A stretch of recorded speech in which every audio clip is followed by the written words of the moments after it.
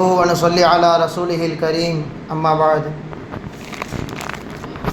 கண்ணியத்திற்குரியவர்களே, அல்லாஹ் சுப்ஹானஹு வ தஆலா எம்பெருமானார் ஸல்லல்லாஹு அலைஹி வஸல்லம் அவர்களை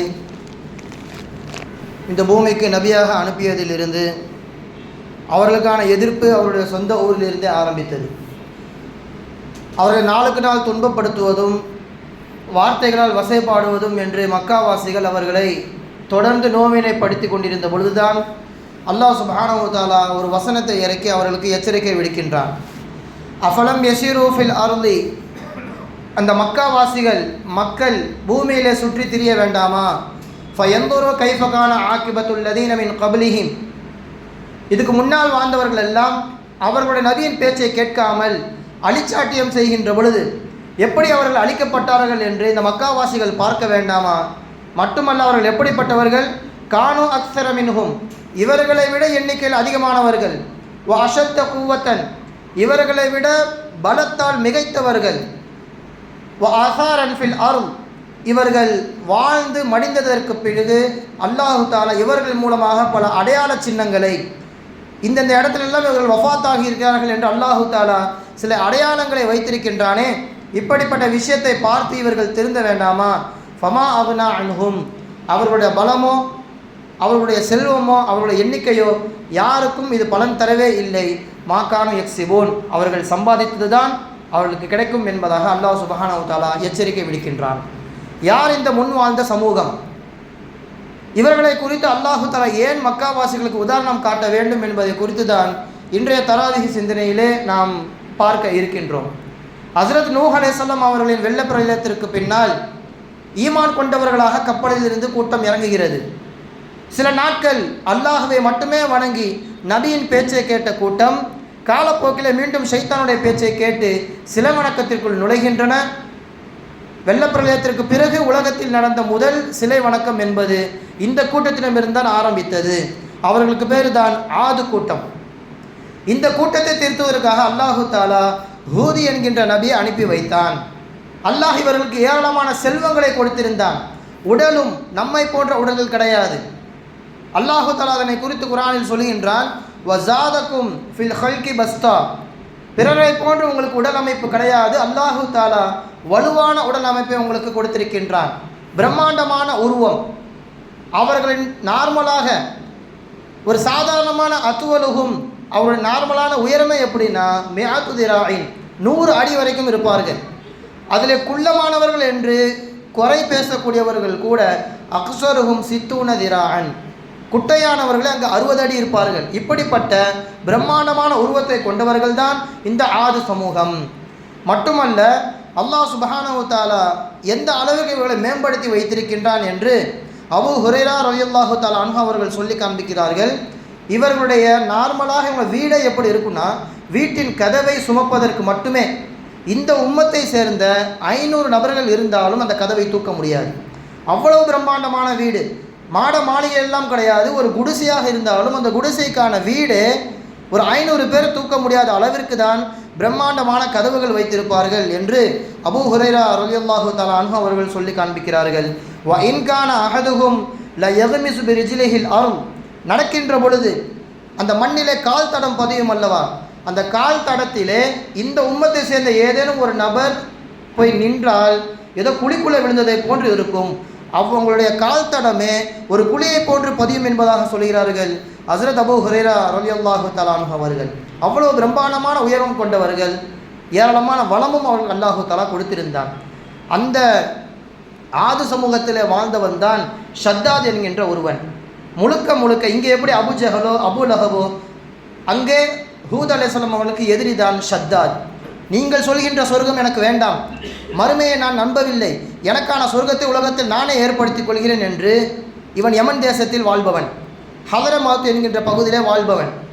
எனக்கான சொர்க்கத்தை நானே ஏற்படுத்திக் கொள்கிறேன் என்று ஒரு கிராமத்தை வாங்கி அந்த கிராமத்தை சீரமைத்து எல்லா விதமான தங்க நகைகள் வெள்ளி என்று பார்த்தால் சொர்க்கம் போன்று தோற்றம் அளிக்கின்ற அளவிற்கு எல்லாம் கொண்டு வந்து அங்கே கொட்டினான்.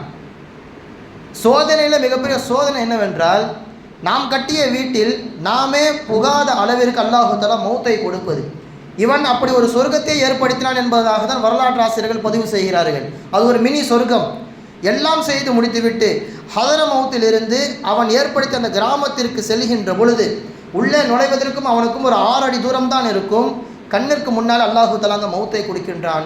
கதறியவாறு இறந்து போகின்றான். உனக்கான இன்பத்தை நீ உலகத்திலேயும் அனுபவிக்கக்கூடாது, மறுமையிலும் அனுபவிக்கக்கூடாது என்று அல்லாஹு தஆலா அந்த ஷத்தாத் என்பவனை அழித்தொழித்தான். மறுபக்கத்தில் அவனுடைய கூட்டத்தார்கள் கடைசி வரைக்கும் ஹூத் அலைஹிஸ்ஸலாம் அவருடைய பேச்சை கேட்கவில்லை. அல்லாஹு தஆலா அவர்களுக்கு என்ன செய்தான்? கடுமையான காற்றை கொடுத்து, குளிர் பொருந்திய அந்த காற்றை கொடுத்து அல்லாஹு தஆலா அவர்களை முழுக்க அழித்து விட்டான் என்பதாக குர்ஆனிலே அல்லாஹ் சுப்ஹானஹு வ தஆலா சொல்லி காண்பிக்கின்றான். இப்போ அந்த கிராமம், அவன் ஏற்படுத்திய கிராமம் இன்றும் உலகத்தில் அந்த யமன் தேசத்தில் எங்கேயோ ஒரு இடத்துல இருக்கிறது. அந்த யமன் தேசத்தில் உள்ள அந்த கிராமத்தை பார்த்த ஒரே ஒரு நபர் இந்த உலகத்திலே ஷத்தாதிற்கு அடுத்து நம்முடைய இந்த உம்மத்தை சேர்ந்த அப்துல்லா இப்னு கிலாபா ரலியல்லாஹு தஆலா அன்ஹு அவர்கள் தான். யமன் தேசத்தில் ஒரு வேலைக்காக வேண்டி அவர்கள் போகிறார்கள். போகிற வழியிலே ஒட்டகம் தொலைந்து போய்விட்டது ஒரு பாலைவனத்திலே. அந்த பாலைவனத்திற்கு பேர் அதுல். ஒட்டகத்தை காணுமே என்பதாக தேடி போக போக பாலைவனத்தை கடந்து பார்க்கும் பொழுது அங்கு ஒட்டகம் மேய்ந்து கொண்டிருக்கிறது. மிகச்சரியாக ஷத்தாது கட்டிய அந்த கிராமத்திலே ஒட்டகத்தை இழுத்து கொண்டு வரலாம் என்று நினைத்தார்கள். உள்ளே போய் பார்க்கலாம் என்பதாக போகும்போது தான் பிரம்மாண்டமாக இருந்தது அந்த கிராமம். சுவர் முழுக்க தங்கத்தால் பூசப்பட்டிருக்கிற முலாம், எல்லா விதமான பழங்களும் இருக்கின்றது. அங்கே இருக்கின்ற மரத்தின் தண்டுகள் கூட வெள்ளியால் பூசப்பட்டிருக்கிறது. அங்கு இருக்கும் கட்டடத்தின் சுவர்களில் அன்பர் என்று சொல்லப்படுகின்ற அத்தர்கள் பூசப்பட்டிருக்கின்றன. அங்கே ஒழுகுகின்ற அருவிகள் முழுக்க மூலிகை செடிகளால் நிரப்பப்பட்ட மருத்துவ குணம் மிக்க அருவிகளாக கொட்டுகின்றன. அங்கே சிறு சிறு கற்களும் கூட பவளங்களாலும் வைரங்களாலும் செதறி கிடக்கின்றது. இப்படி ஒரு கிராமத்தை நாம் எங்கேயுமே பார்த்தது கிடையாது.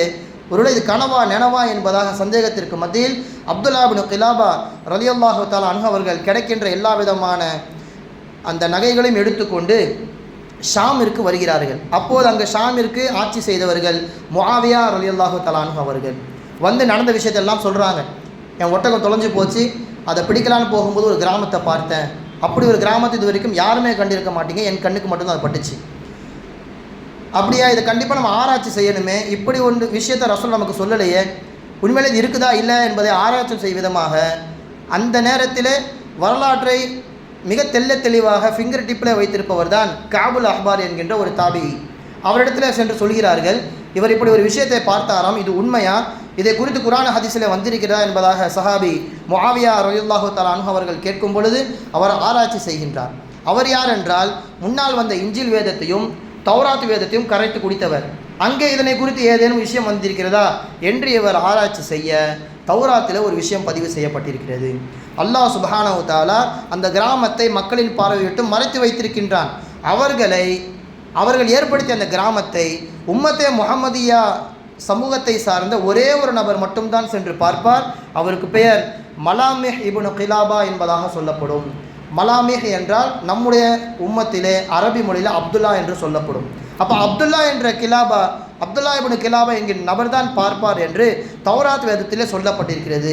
மிகச்சரியாக வஸ்ஃபுஹு வ இஸ்முஹு ஃபி தௌராத், இவருடைய அங்க அடையாளங்கள், இவருடைய பெயர்கள் அனைத்தும் தௌராத் வேதத்திலே சொல்லப்பட்டிருக்கிறது. இப்போ நீங்கள் பார்ப்பதற்கு ஆளை நீங்கள் அனுப்பினாலும் அங்கே அந்த கிராமத்தை யாராலும் பார்க்க முடியாது. அல்லாஹு தஆலா அதை மறைத்து வைத்து விட்டான் என்று சொல்வார்கள் காபுல் அஹ்பார் ரஹிமஹுல்லாஹ் அவர்கள். எனவே கண்ணியத்திற்குரியவர்களே, அல்லாஹு தஆலா மக்காவாசிகளுக்கு ஏற்படுத்திய எச்சரிக்கையில் முதல் இந்த கூட்டத்தை பற்றி அல்லாஹு தஆலா சொல்லி காண்பிக்கின்றான். இரண்டாவது கூட்டம் யார்? இவர்களை சமூத் என்பதாக அழைக்கப்படும். இந்த கூட்டத்திற்கு அனுப்பப்பட்டவர்கள் சாலிஹ் அலைஹிஸ்ஸலாம். இவர்களும் அதேதான், சிலை வணக்கம் செய்தார்கள், கொடுத்த நிஅமத்துகளுக்கு நன்றி செலுத்தவில்லை, பெருமை அடித்தார்கள். நான்காவது இவர்கள் செய்த முட்டாள்தனம், நீங்கள் நபி என்றால், அல்லாஹ் இருப்பது உண்மை என்றால் எங்களுக்கு அற்புதங்களை செய்து காண்பியுங்கள். பொதுவாகவே ஒரு உம்மத்திற்கு அல்லாஹு தஆலா அவகாசத்தை எந்த அளவுக்கு கொடுப்பான், எதை சொன்னால் நபித்துவமும் அல்லாஹ் இருப்பதும் உறுதியாக விடுமோ அப்படிப்பட்ட முஅஜிசாக்களை காட்டாத வரைக்கும் அல்லாஹு தஆலா அவர்களுக்கு அவகாசம் கொடுப்பான். இவங்க வேணுவனே முஅஜிசாவை கேட்கிறாங்க. உங்களை நான் நபி என்று ஏற்றுக்கொள்ள வேண்டுமானால் தூரத்தில் தெரிகிற அந்த பாறையிலிருந்து எங்களுக்கு ஒரு ஒட்டகத்தை கொண்டு வாங்க, இது வந்துவிட்டால் நாங்கள் அல்லாஹையும் ஏற்கிறோம், உங்களையும் நபியாக ஏற்கிறோம் என்று இவர்கள் வாய் விட்டவுடன் அவர்களும் அல்லாஹ்விடம் துவா செய்து பாறையிலிருந்து ஒட்டகத்தை வர வைக்கிறார்கள். முஅஜிஸா நடந்து விட்டது. உடனே அவர்கள் ஈமானை ஏற்றுக்கொள்ள வேண்டும், இருந்தாலும் மீண்டும் மறுக்கிறார்கள். இப்போ சாலிஹ் அலைஹிஸ்ஸலாம் அவர்கள் சொல்கிறார்கள், இல்லாத ஒன்றை கேட்டு நீங்கள் வாங்கிவிட்டீர்கள், அந்த ஒட்டகம் சாகின்ற வரைக்கும் அதை பராமரிக்கிற பொறுப்பு உங்களுக்கு தான். அல்லாஹ் அதனை குறித்து சில நிபந்தனைகளை உங்களுக்கு தந்திருக்கின்றான். ஒரு நாள் உங்களுடைய கிராமத்தில் உள்ள நீர்நிலைகளில் அது தண்ணீர் குடிக்கும். அந்த நாட்களில் உங்களுடைய ஆடு மாடு கோழிகள் எல்லாம் தண்ணீர் குடிக்கக்கூடாது. அதற்கான சத்தை அல்லாஹ் தஆலா கொடுத்து விடுவான். அந்த ஒட்டகம் தண்ணீர் குடிக்கின்ற பொழுது பக்கத்தில் மற்ற கால்நடைகள் இருக்கக்கூடாது. மற்ற நாட்களிலே நீங்கள் உங்கள் கால்நடைகளுக்கு சென்று தண்ணீர் காட்டலாம், அந்த ஒட்டகமும் வராது. அது யாருடைய கட்டுப்பாட்டிலும் இருக்காது, எங்கு வேண்டாலும் மேய்ந்து கொண்டே இருக்கும். அதை யாரும் கட்டி போடவும் கூடாது. இப்படியெல்லாம் நிபந்தனைகள் விதிக்க ஆரம்பத்திலே மக்கள் வேண்டா விருப்பாக அதை பராமரித்து வந்தார்கள். ஒரு கட்டத்திலே சாலிஹ் அலைஹிஸ்ஸலாம் அவர்களின் மீது மிகுந்த கோபம் இவர்களுக்கு வருகின்ற பொழுது, முதல்ல இந்த ஒட்டகத்தை தாக்குவோம், அதற்கு பிறகு சாலிஹை நாம் கொன்று விடுவோம் என்பதாக நினைத்து இரவோடு இரவாக அந்த ஒட்டகம் நடமாடிக்கொண்டு வருகின்ற பொழுது பின்னாலிருந்தே வந்து அதனுடைய காலை தாக்குகிறார்கள், கால் நரம்பை அறுக்குகிறார்கள். இதனை குறித்து தான் சூரத்து ஷம்ஸிலே அல்லாஹ் சுப்ஹானஹு வ தஆலா சொல்கிறான், ஃபகல்லபூஹு ஃபஅக்கரூஹா. சாலிஹ் அலைஹிஸ்ஸலாம் அவர்களை சமூக கூட்டம் மறுத்தார்கள், அந்த ஒட்டகத்தின் காலையும் அறுத்தார்கள். அறுத்த உடனே அல்லாஹு தஆலா அவர்களுக்கு மிகப்பெரிய ஒரு இடி முழக்கத்தை கொடுத்தான். வ அஹதல்லதீன ஸலமு ஸைஹா, அவர்களுக்கு மிகப்பெரிய ஒரு இடி முழக்கத்தை அல்லாஹு தஆலா கொடுத்தான். ஃபஅஸ்பஹு ஃபீ தியாரிஹிம் ஜாசிமீன், அவர்கள் அங்கே அப்படியே குப்பர கவர்ந்தவர்களாக அவர்கள் வீட்டிலே வஃபாத்தாகிவிட்டார்கள் என்று சொல்கிறார்கள் அல்லாஹ் சுப்ஹானஹு வ தஆலா. கண்ணியத்திற்குரியவர்களே, அல்லாஹ் இவர்களுக்கும் மிகப்பெரிய உடல் அமைப்பை கொடுத்திருந்தான். நமக்கெல்லாம் மண்ணை தோண்டுவதற்கு ஆயுதம் தேவைப்படுகிறது, கடப்பாறை மண்வெடி தேவைப்படுகிறது. இவங்க சாதாரணமாக பாறைகளை கைகளை வைத்து ஓட்டை போட்டு விடுவார்கள். பிரம்மாண்டமான பாறைகளையே வீடாக இவர்கள் மாற்றிக்கொள்வார்கள். அல்லதீன ஜாபு ஸஹ்ர பில் வாத், பாறைகளை கையாலே தோண்டி வீடுகளை செய்வார்கள் என்பதாக அல்லாஹ் தஆலா குர்ஆனில் இவர்களை குறித்து சொல்லுகின்றான். இவ்வளவு நியாமத்துகளை கொடுத்தும் அதையெல்லாம் அனுபவித்து விட்டு அல்லாஹ்விற்கு நன்றி செலுத்தவில்லை, அல்லாஹையும் ஏற்கவில்லை. அல்லாஹ் சுப்ஹானஹு வ தஆலா அவர்களை ஒரேடியாக அழைத்து விட்டான்.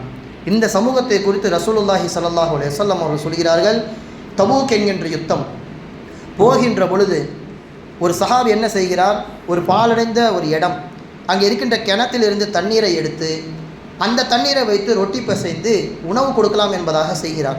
இந்த தண்ணீரை எங்கேருந்து எடுத்து வந்தீர்கள்? யார் ரசூலல்லாஹ், இந்த இடத்துலேருந்து நான் எடுத்துகிட்டு வந்தேன். நீங்கள் பிணைஞ்ச அந்த மாவை ஒட்டகத்திற்கு கொடுத்து விடுங்கள், அங்கிருந்து எடுத்த தண்ணியை நம்ம பயன்படுத்த வேண்டாம். ஏனென்றால் அந்த பாலடைந்த இடம் என்பது சமூக கூட்டத்தார் வாழ்ந்த இடம். அது தபுக் போருக்கு அவங்க போகும்போது அந்த இடத்த பார்க்குறாங்க. அங்கிருந்த பொருட்களில் ஒன்றை கூட நீங்கள் சுவைத்து விடக்கூடாது, எல்லாம் முசீபத்தை பிடித்த இடங்கள். அந்த இடத்தை சார்ந்த எதுவும் உங்களோட வந்துவிடக்கூடாது. லா ததுகுலு மசாக்கின் அல்லதீன ஸலமு அன்ஃபுஸஹும், தங்களுக்கு தாங்களே அநீதம் செய்து கொண்டு வஃபாத்தாகிவிட்டார்களே அப்படிப்பட்டவருடைய இல்லத்திற்கு, அந்த இடத்திற்கு நீங்கள் யாரும் நுழைந்து விட வேண்டாம். இல்லா அன் தகூனு பாக்கீன், அழுதவர்களாக அந்த இடத்தை விட்டு கடந்து செல்லுங்கள். இப்படிப்பட்ட ஒரு அநியாயக்கார கும்பலாக அல்லாஹ் நம்மளை ஆக்கவில்லையே, அல்லாஹ் நம்மை ஈமான்தார்களாக ஆக்கியிருக்கின்றானே என்ற நியாமத்தை நீங்கள் நினைத்து கொண்டு அந்த இடத்தை கடக்கும் பொழுதே நீங்கள் அழுதவார்களே செல்ல வேண்டும். யுசீபக்கும் மா அசாபகும், அவர்களுக்கு கொடுத்ததை போன்று அல்லாஹ் தஆலா சோதனை உங்களுக்கு கொடுக்கவில்லை என்று நீங்கள் அல்லாஹ்வுக்கு நன்றி செலுத்தும் விதமாக அழுது கொண்டே செல்லுங்கள் என்பதாக சொன்னார்கள். ரசூலுல்லாஹ் அழுதார்கள், சஹாபாக்களும் அழுதார்கள். இன்னும் சில சஹாபாக்களும் ரசூலுல்லாஹி ஸல்லல்லாஹு அலைஹி வஸல்லம் அவர்களும் முகத்திலே துணியை போட்டவர்களாக அந்த இடத்தையே பார்க்காத அளவிற்கு, அந்த முசீபத் நம் பார்வையில் கூட பட்டுவிடக்கூடாது என்று நினைக்கும் அளவுக்கு முகத்தை முடியவராக சென்றார்கள் என்றும் ஹதீஸிலே வந்துள்ளது. எனவே கண்ணியத்திற்குரியவர்களே, அல்லாஹ் நமக்கு கொடுத்த நியாமத்துகளை சிந்தித்து பார்க்க வேண்டும். நாம் விடுகின்ற ஒவ்வொரு மூச்சுமே அல்லாஹ் நமக்கு கொடுத்த நியாமத். இதை எங்கேயுமே நாம் காசு கொடுத்து வாங்கிவிட முடியாது. அப்போ நாம் நம்முடைய நியாமத்திற்கு நன்றி செலுத்துகையில் அல்லாஹு தஆலா அதை அதிகப்படுத்துவேன் என்பதாக சொல்லி காண்பிக்கின்றான். ல இன் ஷக்கர்தும் ல அஸீதன்னக்கும், இருப்பதற்கு நீங்கள் நன்றி செலுத்துங்கள், அதை அதிகப்படுத்துவேன் என்பது அல்லாஹு தஆலா சொல்கின்ற வாக்குறுதி. அல்லாஹ் சுப்ஹானஹு வ தஆலா முன் வாழ்ந்த சமூகத்தை போன்று நம்மை ஆக்கிவிடாமல் கொடுக்கின்ற நியாமத்திற்கு அது குறைவாக இருப்பினும் அதிகமாக இருப்பினும் மனமு வந்து அல்லாஹ்விற்கு நன்றி செலுத்தக்கூடிய நல்லடியார்களாக அல்லாஹ் நம்மை ஆக்குவானாக. வ ஆகிரு தஅவானா அல்ஹம்துலில்லாஹி ரப்பில் ஆலமீன். அஸ்ஸலாமு அலைக்கும் வரஹ்மத்துல்லாஹி வபரகாத்துஹு.